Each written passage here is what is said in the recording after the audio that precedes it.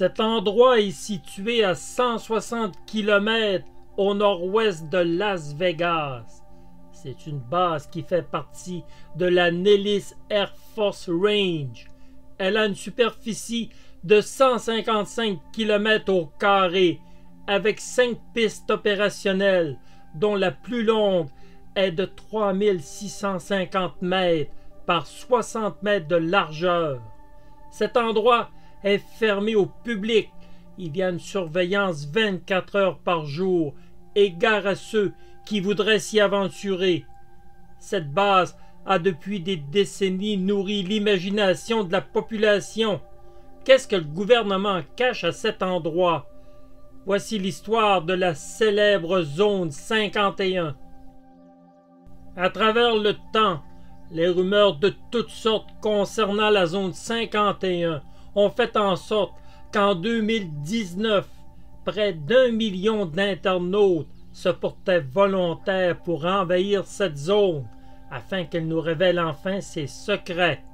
Si le gouvernement ne veut pas révéler les secrets de cet endroit, les gens s'y rendront pour percer ce mystère qui fascine depuis si longtemps. Depuis les années 50, certains affirmaient que l'armée américaine cachait les restants d'un objet volant non identifié. Il existait même un film nous montrant le cadavre d'un extraterrestre. Devant la surveillance stricte des lieux où nul ne pouvait passer, il devenait évident que cette base cachait des choses. Il fallait percer le secret une bonne fois pour toutes.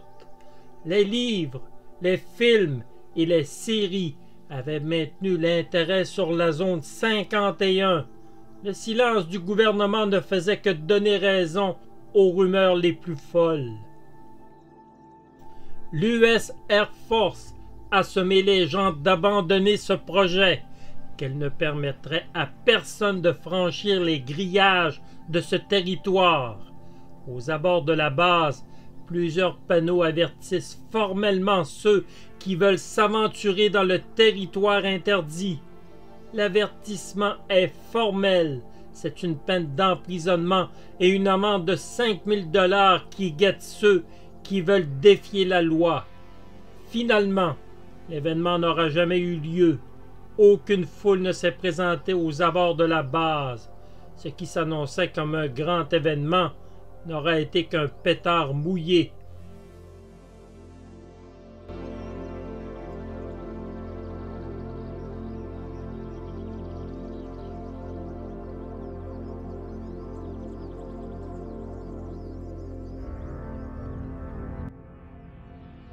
Au cours des décennies, les rumeurs les plus folles se propagent au sujet de la zone 51, des thèses plus extravagantes les unes que les autres. Beaucoup de personnes mettent en doute que les Américains ont pu atteindre la Lune en juillet 1969. La zone 51 est dans une zone désertique avec des lacs asséchés. Il y a une ressemblance certaine avec certains cratères sur la Lune. On affirmait donc que les fausses images de Neil Armstrong sur la Lune, que l'on attribuait à Stanley Kubrick, avaient été tournées dans cette zone. Les grands hangars de la base auraient servi comme studio de cinéma. On affirme que cette base est maintenant presque vide, que les autorités veulent détourner l'attention. On aurait transféré les technologies dans d'autres bases. Des thèses affirment que c'est complètement faux. La zone 51 est plus active que jamais. Le gouvernement aurait même agrandi le site. Mais ces images satellites ont été supprimées, cachant une fois de plus une vérité. La zone 51 servirait en réalité de prison à des êtres extraterrestres. Un certain Bob Lazar, qui aurait travaillé à la zone 51, a témoigné en ce sens. Il affirme avoir aperçu lui-même un extraterrestre entouré de 2 gardes en manteau blanc. Un autre témoin qui se nomme Victor déclare en 1997 avoir vu un interrogatoire impliquant un être venu d'un autre monde. Il affirme que la télépathie a été utilisée comme moyen de communication. Un film de mauvaise qualité était censé prouver ces dires. Une des thèses les plus populaires qui se discute encore de nos jours fait mention d'un document de 1952. Le groupe Majestic 12 aurait négocié avec les extraterrestres pour leur permettre de s'établir dans la zone 51 pour étudier et mener des expériences. Le président Dwight Eisenhower aurait donné son accord. Le président John F. Kennedy aurait été assassiné car il menaçait de dévoiler cet accord entre le gouvernement et les aliens. Bob Lazar, encore lui, affirme avoir travaillé dans des débris de vaisseaux extraterrestres. Il aurait même participé à l'analyse de 9 soucoupes volantes. Il déclare que l'on étudiait le moyen de propulsion des engins extraterrestres qui avaient une technologie bien supérieure à la nôtre. On retrouvait dans ces débris le fameux ovni qui s'était écrasé en 1947 près de Roswell, au Nouveau-Mexique. La zone 51 est un laboratoire scientifique où le gouvernement américain tente de créer une race hybride en vue de former une élite pour un nouvel ordre mondial. Enfin, la zone 51 est le théâtre d'expériences qui sont responsables du dérèglement climatique. D'autres théories s'ajoutent à celles énumérées ici précédemment. L'attitude du gouvernement qui n'a jamais voulu parler de la zone 51, la protection de ces lieux qui interdit à quiconque d'y entrer, les objets volants que l'on aperçoit dans le ciel qui passent à grande vitesse, les affirmations de Bob Lazar qui a vu de ses yeux un extraterrestre, des films, des séries, des livres qui nous ont raconté des thèses parfois très sérieuses concernant des expériences qui auraient été menées dans la zone 51. À travers les décennies, toutes ces spéculations ont fait en sorte d'en ébranler plus d'un. Et si le gouvernement cacherait réellement des choses? Et si les extraterrestres se trouveraient vraiment dans la zone 51? L'écrasement de Roswell est peut-être véridique, qui sait? En 2013, le gouvernement américain a décidé de lever le voile sur la fameuse zone 51.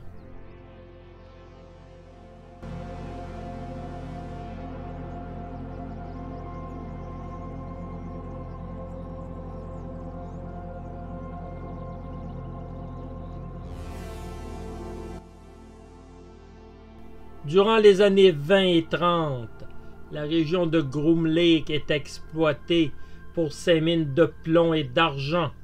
Avec le début de la Deuxième Guerre mondiale, le gouvernement autorisa l'armée à en prendre le contrôle total. L'endroit était désertique et idéal pour des essais nucléaires, en plus d'armes à haute technologie. La fin de la guerre fut loin de signifier la fin de la zone 51. Bien au contraire, la guerre froide avec les Soviétiques était à son paroxysme. Le directeur de la CIA, Richard Bissell Jr., entreprit de transformer les lieux en bases privées qui pourraient servir à tester des prototypes en tout genre. En 1955, l'aérodrome de Groom Lake, qui se trouvait au milieu de nulle part, fut choisi par Kelly Johnson comme quartier général. Les avions Lockheed pourraient y être testés en toute sécurité et surtout dans le plus grand des secrets. C'est durant cette année 1955 que la Commission de l'énergie atomique nomma officiellement le territoire la zone 51.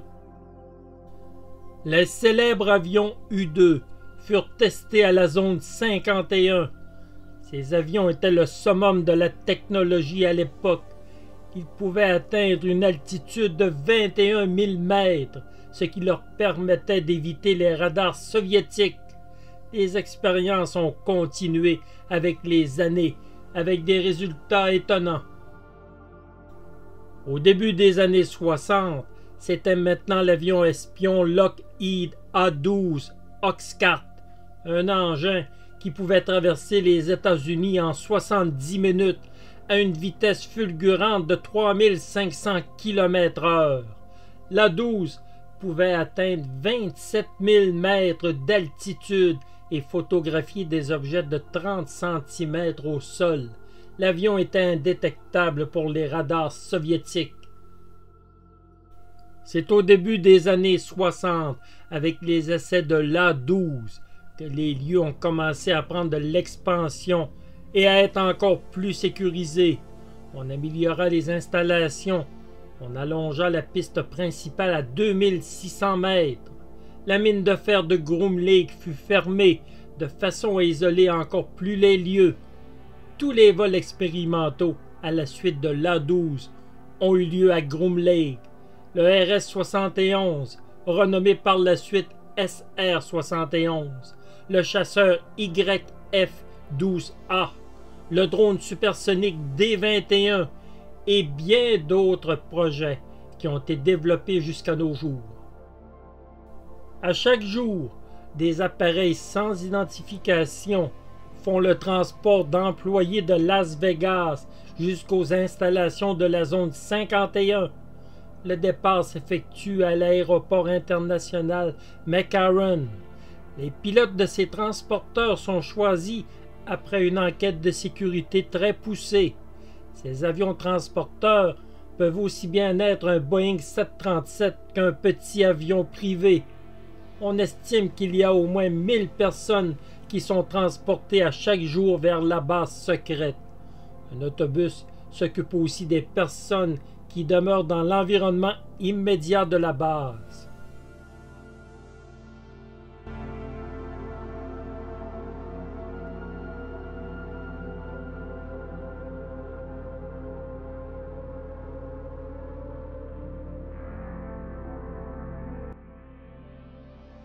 En 2013, un document de 400 pages de la CIA a été déclassifié.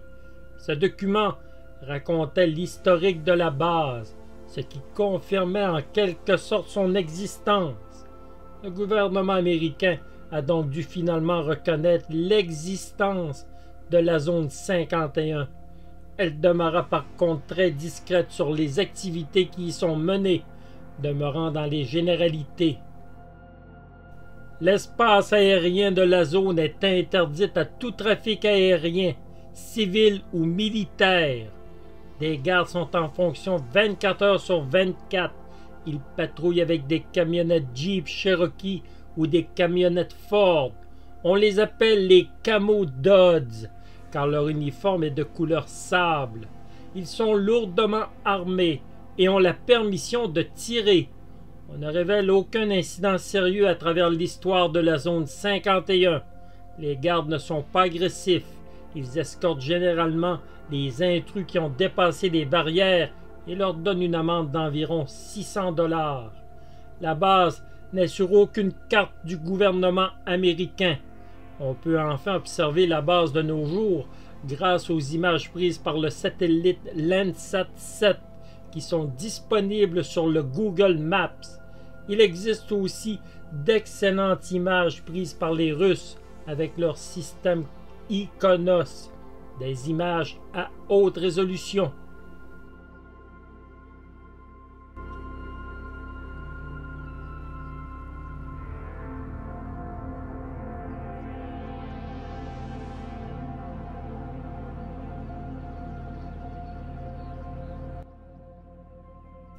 Bob Lazar est né le 26 janvier 1959.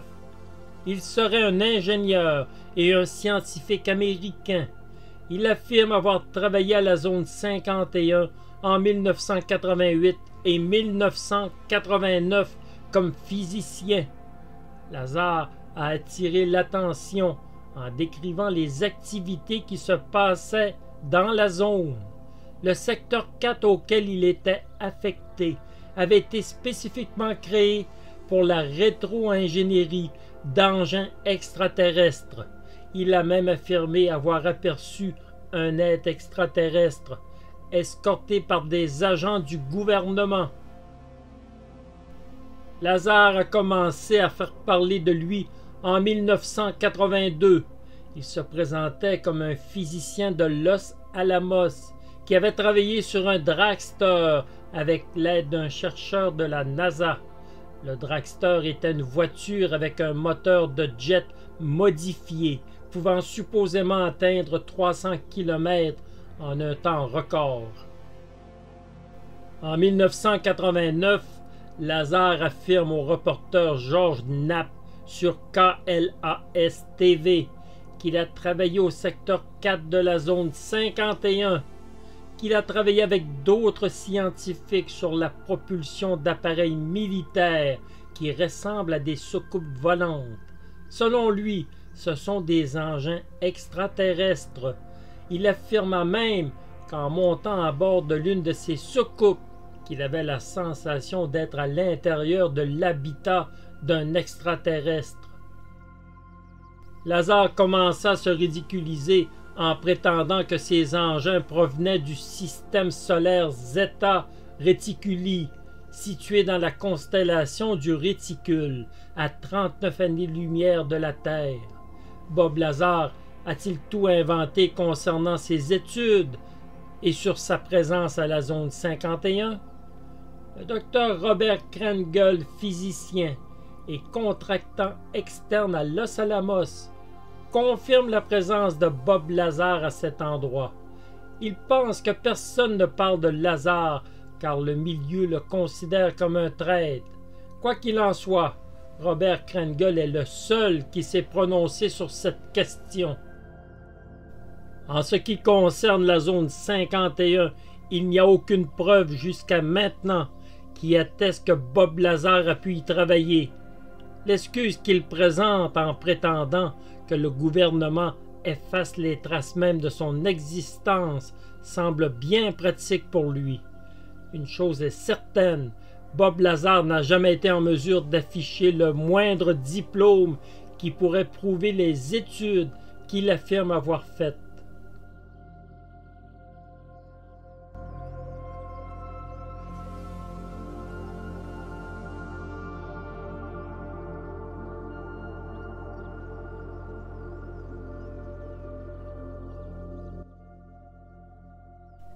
L'affaire Roswell a souvent été associée à la zone 51. Le 4 juillet 1947, il y a eu un crash d'un objet volant non identifié à Roswell, au Nouveau-Mexique. Cette affaire est devenue célèbre et a fasciné tous les amateurs d'ufologie et de mystère. Quand cet écrasement s'est produit, l'armée américaine est rapidement intervenue pour ramasser les restes. L'armée avait même diffusé un communiqué affirmant qu'ils avaient récupéré un disque volant près de Roswell. Depuis ce temps, les spéculations n'ont jamais cessé. Qu'est-ce que l'armée américaine a retrouvé en réalité? L'histoire officielle nous raconte que W. McBrazel a trouvé les débris d'un objet volant à 120 km de Roswell, Nouveau-Mexique. Brazel ne savait que penser de cette épave. Il en ramena quelques morceaux au shérif George Wilcox de Roswell, qui lui-même communiqua aussitôt avec le colonel William Blanchard de l'aérodrome de Roswell. Le porte-parole du Roswell Army Airfield, RAAF, affirma par la suite que l'armée avait eu la chance de ramasser des restes d'un disque grâce à l'aide précieuse d'un éleveur et du shérif de Roswell. À ce moment, cette histoire semble anodine, mais les choses vont évoluer par la suite. Le lendemain, le Roswell Daily a publié un article sur cette affaire en relayant les informations de la RAAF. Mais l'armée américaine a soudainement changé ses premières affirmations. Ce n'était plus un disque volant en forme de soucoupe volante qui avait été récupéré, mais des débris d'un ballon météorologique. À une époque où les gens voyaient des ovnis un peu partout aux États-Unis, il n'en fallait pas plus pour que l'affaire devienne un sujet de discussion et de spéculation. 47 ans plus tard, en 1994, l'armée de l'air a finalement avoué que l'histoire du ballon météorologique était complètement fausse. En réalité, cette épave était un ballon dirigeable avec un dispositif d'espionnage conçu pour flotter au-dessus de l'Union soviétique pour détecter des ondes sonores. Ce ballon dirigeable faisait partie du projet Mogul. Il a donc été nécessaire à l'époque d'inventer l'histoire du ballon pour protéger le secret d'espionnage. À travers les décennies, les thèses de toutes sortes ont été proposées. Évidemment que l'association avec la zone 51 était des plus faciles. Les débris de cet engin avec un extraterrestre avaient été transportés à la zone 51 pour des expériences secrètes. Une autre théorie intéressante proposait qu'en réalité, cet objet provenait d'Union soviétique. L'objet volant ne possédait aucune arme. Le seul but était d'ébranler les États-Unis en leur passant le message qu'ils étaient vulnérables et n'étaient pas à l'abri d'une attaque plus sérieuse. Joseph Staline avait décidé de passer un message au pays de l'oncle Sam. Il est à noter qu'aucune preuve dans les archives soviétiques ne fait mention de cette expérience. Cette théorie semble des plus douteuses quant à la possibilité réelle des Soviétiques à réussir un tel exploit.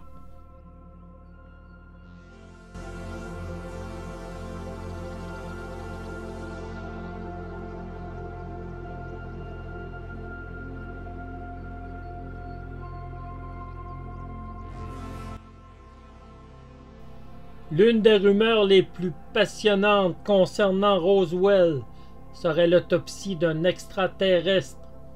En 1993, Ray Santilli affirme qu'il possède le corps de l'extraterrestre qui n'a pas survécu au crash de Roswell en 1947. Il tente de prouver ses dires avec un film qui aurait été tourné il y a plus de 50 ans, nous montrant cette fameuse autopsie.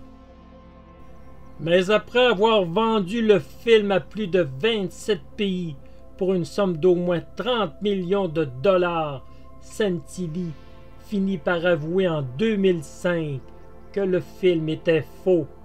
L'infirmière dans le film n'a jamais existé.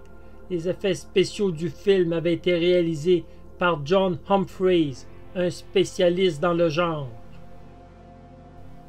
En 1997, 3 ans après les premiers aveux de l'armée américaine, un second rapport intitulé The Roswell Report, écrit par James McAndrew de l'US Force, fait son apparition. Ce rapport se veut l'explication finale à l'affaire Roswell concernant un soi-disant cadavre extraterrestre. On précise que certaines personnes qui affirmaient avoir été impliquées dans la récupération des débris de Roswell et d'un cadavre n'étaient pas présentes sur les lieux. Ces témoignages datent des années 70, soit plus de 30 ans après les événements. D'autres personnes qui étaient présentes à Roswell ont confirmé qu'il n'y avait pas d'ovni et encore moins un cadavre extraterrestre lors de l'écrasement de Roswell. Certains témoins ont été sincères dans leur affirmation en ce qui concerne les soucoupes volantes, mais il a été révélé que de 1966 à 1972, des lancements de sondes de forme circulaire ont eu lieu depuis le Roswell Army Airfield, le RAAF. Malgré tous les démentis apportés au cours des années, la zone 51 et ses extraterrestres, Roswell et son écrasement de 1947 demeurent tous les deux un sujet inépuisable. Les gouvernements nous cachent de grands secrets qu'il vaut mieux ne pas savoir si nous voulons bien dormir durant nos nuits.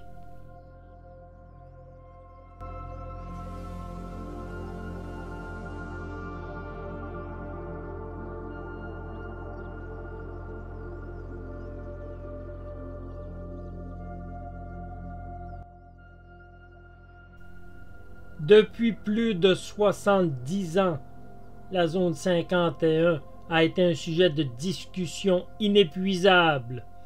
Le silence du gouvernement a contribué à alimenter les rumeurs les plus folles. On prétendait que la zone abritait des engins extraterrestres et même des aliens. Des soucoupes volantes auraient été aperçues des dizaines de fois. D'autres thèses prétendaient que des expériences scientifiques s'y passaient, que ces expériences étaient responsables des dérèglements climatiques.